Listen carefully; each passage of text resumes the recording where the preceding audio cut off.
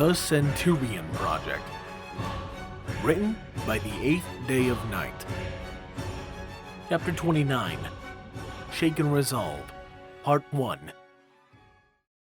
Journal entry. Day 2050. They shouldn't be here. They shouldn't care. I'm no better than an animal. They shouldn't be taking care of me, shouldn't be helping me at all. They're going out of their way to make sure I get better, and I know better than to think that they have the resources to do it. I keep trying to drive them away, but they won't listen. They say I'm delirious, and I probably am, but they still need to leave. It isn't safe out here. It's never been safe out here. The village, though, well-stocked, solid leadership, and plentiful of numbers. Safety. As safe as you can get. Safer than some psycho with a broken leg, broken arm, broken ribs, broken collarbone. They need to leave. It's the only way they'll survive. Damn them for their stubbornness, and damn me for my weakness, because I couldn't bear to see them go. Elias stared with dead eyes at the plate before him. The large steak decorating it looked entirely unappetizing despite his immense hunger. 3 days had passed since the revelation that he had been scarred, and now looked like some sort of monster. And they had been the longest 3 days he had experienced since he had come to Equestria. Everyone he knew was gone. Scalpel, after finishing the castle's medical needs, had quickly moved to Canterlot General, adding his talents to the pod freeing efforts there. It was there that they had found Scarlet's shield, but with such extended time in the cocoon, the Pegasus was still in the recovery ward of the castle in an induced coma. He wasn't supposed to wake up for another week, but Elias prayed that he would awaken earlier. As for all his other guard friends, they were still out on changeling hunts, scouring Equestria for any more pockets of the nasty little bugs. From what little word he had gotten, at least 3 other cities had minor pockets of infiltrators, driving home the continued need for guard forces to be out and about. All 3 forces were largely deployed, with only a few dozen guards left in Canterlot, primarily consisting of those freed from the pods, or those who had been injured like Elias had. The hall seemed empty, and far too quiet without the guards. And every day Elias spent endless hours wandering about, looking for a familiar face to talk to. In the end, only Luna and Anyan had stayed behind. Anyan wasn't available as he was still working on the big secret order the princesses had given him. Said order was so important that Elias wasn't even allowed to sit quietly in the smithy, something the human would have enjoyed, because then he would at least have been near somebody. As for Luna, Elias avoided her when he could.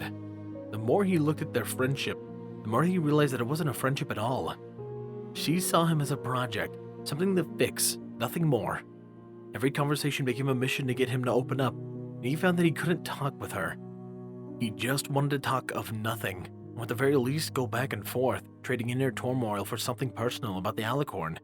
But she never seemed willing, dismissing his concerns as extraneous as she tried to learn more about him. He couldn't stand it, and so he did what he seemed to be doing a lot lately.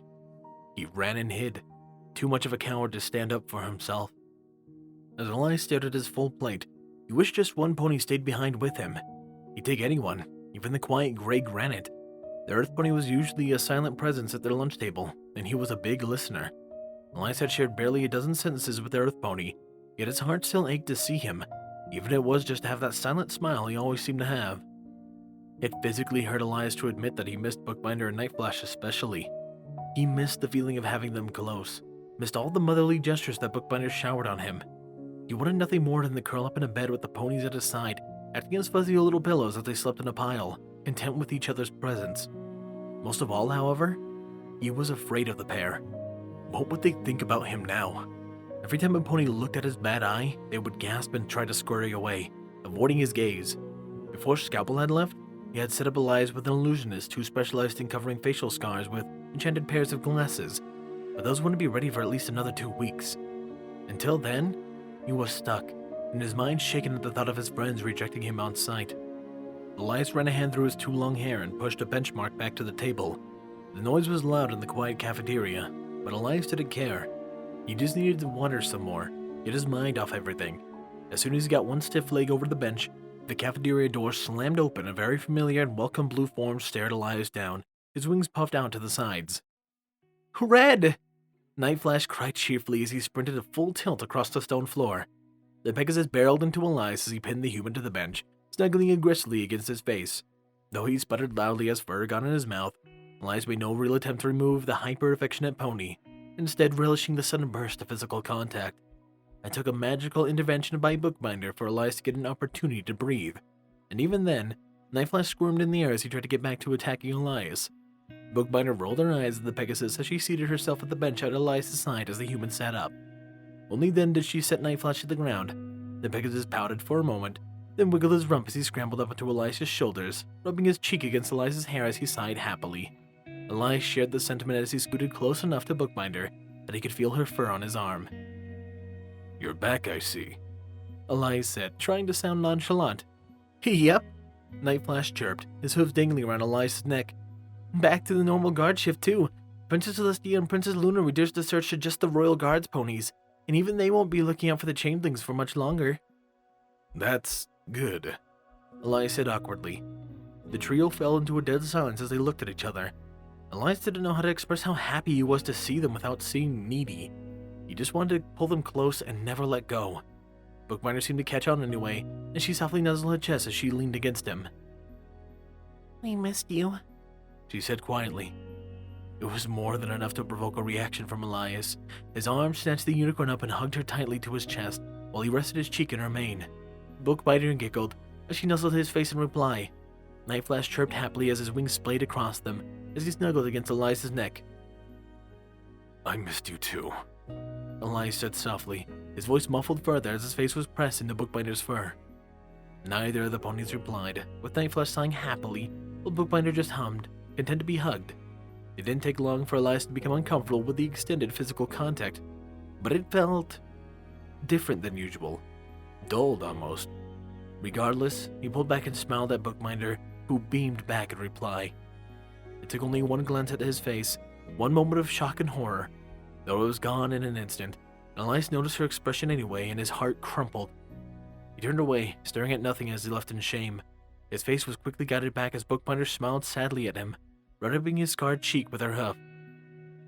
"I'm sorry, Elias. It just startled me up close was all." Elias turned away again. "It's fine, Bookbinder. I get it." The unicorn sighed and rubbed herself against his chest, staring at his cold food. "Were you just sitting down to eat?" she asked quietly, likely already knowing the answer. Elias lied in reply anyway. "Yes. Would you two like to join me?" She nodded silently, and Nightflash hopped down from Elijah's shoulders, running to the food line to grab them something to eat. Bookbinder resumed humming, pressing softly against Elias's tunic as they sat. Bookbinder occasionally prodded him to eat. He did so for her benefit, and though it was cold, he couldn't help but to enjoy the meal. Nightflash returned quickly, sitting across the pair as he set trays down.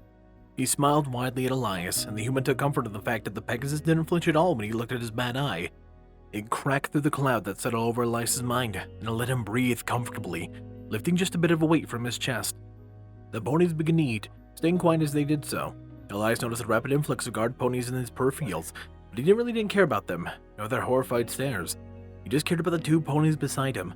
After he had finished his steak, Elias cleared his throat, looking between Flash and Binder. "So," Elias asked slowly, trying to think of anything to say. "Are you two just stopping in, or are you back for good?" Bookbinder gave him a wry grin like she was about to mock him for his question. The look in his eyes must have told her that this wasn't the time, and it changed to a warm smile. "The changeling search has been reduced," Bookbinder said, repeating what Nightflash had told him. "Flash and I will be back on normal duty with you as of today." Elias nodded silently and looked away, scratching his hair awkwardly as he struggled for something to say. The mood was depressed to say the least, and he could do a lot to fix that. Maybe changing the subject would work. His eyes flicked momentarily to Nightflash, where he noticed a silver-colored ring around the pony's neck. Idly he gestured to it.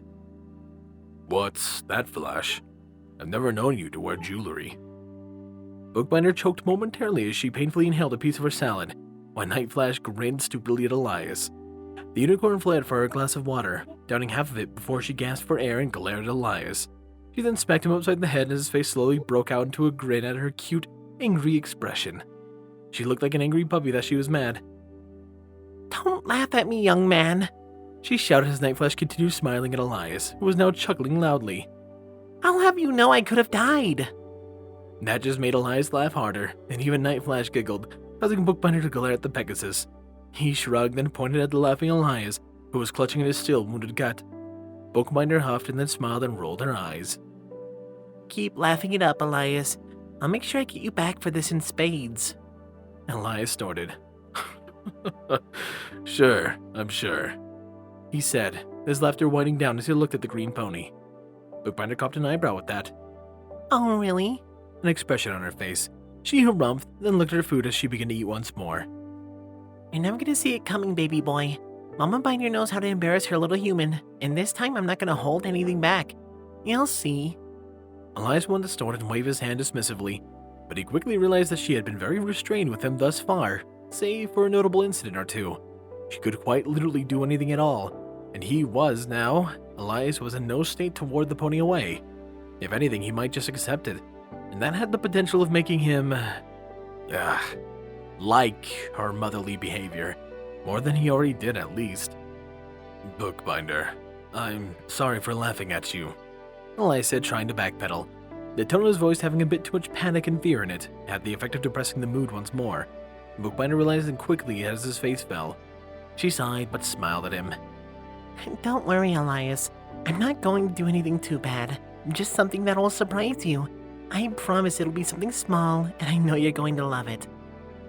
Can you at least give me a hint? He asked as he smiled weakly at her. Bookbinder clicked her tongue as she looked at his hair. I'm thinking maybe a surprise haircut. I think I could have somebody to knock you out long enough so we can do something with that nasty mess of hair you have. I mean, really, Elias. I understand that to keep it clean and tie it back, but it's far too long. It just doesn't seem to suit you. Elias took a moment to swallow his pride and his trepidation as he ran a thumb down his scar. That wouldn't be terrible, he replied. Did you have a particular barber in mind? Bookbinder gasped softly, and her tail twitched with excitement. Really? She asked, her eyes gleaming. Elias scratched his scalp. Sure, why not? I could stand for something small. Bookbinder gasped softly, and then she was on his shoulders, a brush in her magic as she ran it through his shoulder-length hair. Oh, there are so many things we could do. It definitely needs to be shorter, but if you consider putting a streak of color in it, maybe something bright and flashy, like a blue, it would go with your eyes, and then we could shave off that nasty beard of yours and... Elias groaned as he looked at Nightflash with exasperation. The Pegasus grinned back. Why do I even speak? Elias grumbled. Nightflash shrugged. I don't know, but you made Bindy happy, so take it as a silver lining. Elias grumbled something about ponies being too excitable over little things, then he brought his attention back to the ring around Nightflash's neck. So, what's the ring for? Elias asked. It seems important, but I haven't gotten the faintest idea of what for. Bookbinder seemed to freeze momentarily, but her brushing quickly resumed, albeit with less excitement. Nightflash motioned for the unicorn to speak, showed she did so slowly. Elias, before we start, I just want to ask you to wait until we're done talking before making any decisions. Alright? Please? Elias's eyes narrowed as he glanced back at the unicorn. Her words had put him instantly on guard, but Elias found that it took less mental effort than usual to trust her. The voices in his head were being unusually quiet. Elias mentally scowled and ignored their vacant presence. He didn't need their help to make a good decision anyway. He nodded. All right, Bookbinder. I'll wait, just... don't drop any bombshells on me. The unicorn let out a small breath as she relaxed. Let's start with the question you asked then, Elias. She said, dispelling the brush as she hopped from his shoulders, retying his ponytail as she sat back on the bench. She fiddled with her hooves nervously as she looked back at Elias with a cautious smile. Then she gestured towards her horn, where Elias noticed a very similar silver band. These, in pony culture, are rings that are typically exchanged when two ponies are engaged. Elias blinked at her stupidly, then looked at Nightflash with wide eyes. The Pegasus seemed to match Bookbinder's nervousness, but his smile was still strong as he waited for Elias to piece everything together. It didn't take him long, but the shocked expression didn't leave his face as he looked between them. When? I mean, I guess it was a logical conclusion, but when did you? Elias stuttered. He blinked as he tried to grab his frazzled thoughts from the empty space between his ears and connect them into coherence. Congratulations, he offered. But when did this happen? You've only been gone a couple of days. Bookbinder sighed happily as she stared affectionately at Nightflash. It was positively romantic, Elias, she said, leaning against the human as she continued staring at her mate. On the second night out, we were coming back from patrol when Flashy popped the question, and from every pony no less. We were all sweaty and gross from running around all day, but I wouldn't have changed a thing. So of course I said yes, Bookbinder continued. Then Flashy took me back to our tent and we had a romantic dinner, followed by cuddling. She snorted. Well, as romantic as hay rations can be anyway. Elias looked at Night Flash, who still had a trace of nervousness in his eyes. What inspired you? Elias asked. It took you months to read the signals that Bookbinder loved you. How did you know now was the time? Night Flash rubbed the back of his head. It was the wedding, actually. It put a lot of things into perspective for me. When you got carried away by medical ponies, I started searching for Bookbinder, worried sick that I would find something bad. Night Flash glanced at Bookbinder, which would look like shame. I shouldn't have been worried. She's as good as a fighter as I am. But I just kept running through the what ifs.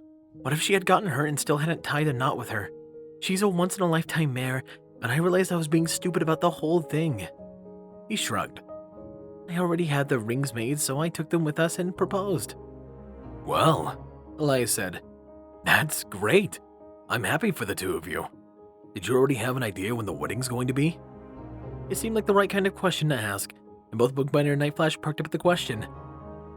We were thinking about this summer or fall, maybe August, Bookbinder said. It's going to be a busy year. Our dream house is going to be available, and now we have a wedding to worry about, but I can't wait for any of it. Elias felt his happiness for the ponies drain from his body at the mention of the house. That meant they wouldn't be around as much. They especially wouldn't be sleeping with him anymore. Sure, it hadn't stopped the night terrors, but he had taken comfort in having someone beside him afterward. Now that I was going to vanish, and only in a few short months. Bookbinder sighed as she read his facial expression clearly. She rubbed his thigh lightly with her hoof as she encouraged him to look at her. When he met the unicorn's eyes, she smiled. This is why I wanted to hold your thoughts until we were finished, Elias. Because when I said "our," I meant it. The house would be perfect for all three of us. And while I know it's a really big step, I want to invite you to join us when we buy it. She sighed again as fear flashed across Elias's eyes. But it's just that, Elias. An invitation. I learned my lesson on hearthwarming that I won't push you on this. Just think about it, okay? We have a bit of time before we can sign the deed, and we won't be leaving your side until then. Elias swallowed roughly and nodded. Okay, He said softly. I'll think about it. Bookbinder nodded. She looked at Night Flash and then sighed a third time. Elias, there's also something else. Elias matched her sigh and motioned for her to continue as he rubbed his brow toward the slowly approaching migraine. Taking a deep breath, Bookbinder said it in one go. Elias, we are having a party today with our parents to celebrate our engagement, and we both would really like if you came with us. Elias almost immediately said yes, and for no other reason than it would make the pony happy and potentially ward off the much more serious house discussion until he was in a better mental state. As his mouth opened, however, his fingers ran across a thick band of chitin that ran down his face, and he sighed as his shoulders slumped. If you were willing to wait until my glasses came up to cover this, he said, gesturing at his bad eye, then I would say yes. As I am now, though, no. I don't want to start a panic, not with the invasion so fresh in every pony's minds. Bookbinder clicked her tongue and sighed once more. That is a good reason, I'm afraid to admit. I'm sorry, Elias. Didn't even think about that. I can't imagine how it's been for you these past couple of days. Human tried to shrug it off. The staring isn't anything new. It's just changed a little. I'm coping like I always have. This isn't exactly comforting, Elias, Bookbinder said. But I understand completely. I'm just gonna leave a little early to go help my dad prepare dinner, but Night Flash won't leave until later. So if you change your mind, he'll take you to the party, okay? Elias nodded silently, and he wrapped his arm around the mare, pulling her close once more as he stared with dead eyes at the table. When are you leaving? Elias asked quietly. In an hour or two, Bookbinder replied. Did you have anything you wanted to do in the meantime? We're completely free. Before he could answer, the cafeteria doors opened, and a royal guards pony made a beeline to their table. The mare flinched when she got close and was able to see the full extent of Elias's bad eye. She recovered quickly, however, and handed the human a letter. Princess Celestia and Princess Luna request your presence in the throne room immediately, Godsman. It's urgent. Elias only gave a cursory glance at the royal seal at the bottom of the letter, then he rolled it back up and tucked it into his sword belt. He gave Bookbinder a quick scratch behind the ears as he rose. See you later, then. She nodded and smiled sadly. Tonight at the latest, Elias. I'll make sure to save you something to eat. He nodded and climbed around the bench, motioning for the guards pony to lead on. She did so silently, leading him away from the table. Elias gave Nightflash and Bookbinder a wave as they walked through the cafeteria doors, and when they were on their way to the throne room, Elias quickly noticed there were many more ponies in the halls. Tired-looking guards staggered in directions of the barracks, while the cleaning staff moved like a whirlwind around them, snatching up filthy pieces of armor that needed repair and cleaning. The more ponies they passed, however, the more they seemed to notice that Elias had his bad eye. It surprised him when he noticed that while most of the ponies looked at him with the usual shock and horror, some gave him nods of respect and even admiration. It was a small comfort at least, and as they walked, Elias felt a small portion of his self-confidence return. He'd been acting like a wimp for the last days, moping about as he was, so Elias did the next best thing to resolving his issues. He began to fake it. Elias straightened as he walked, and his chest puffed out slightly. Instead of staring at the floor as he walked, Elias stared ahead, doing his best not to flinch as the occasional pony gasped out loud enough for him to hear. The doors to the throne room couldn't come soon enough. His false front began to wither away as its maintenance sapped Elias's energy. The doors were pulled swiftly open by a pair of solar guards, and the royal guard's pony motioned for Elias to enter. With only a moment's hesitation, Elias did so, walking slowly as he took in the room.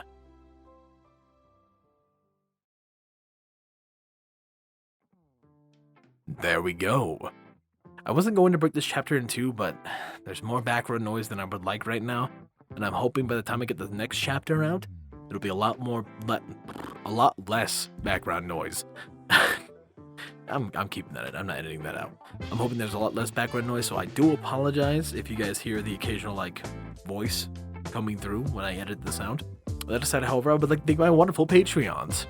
Thank you, my Tier 1 Patreons Squall Windfeather, Rainflicker, Starlight Blaze, Stewhex, and Dreamless Portal.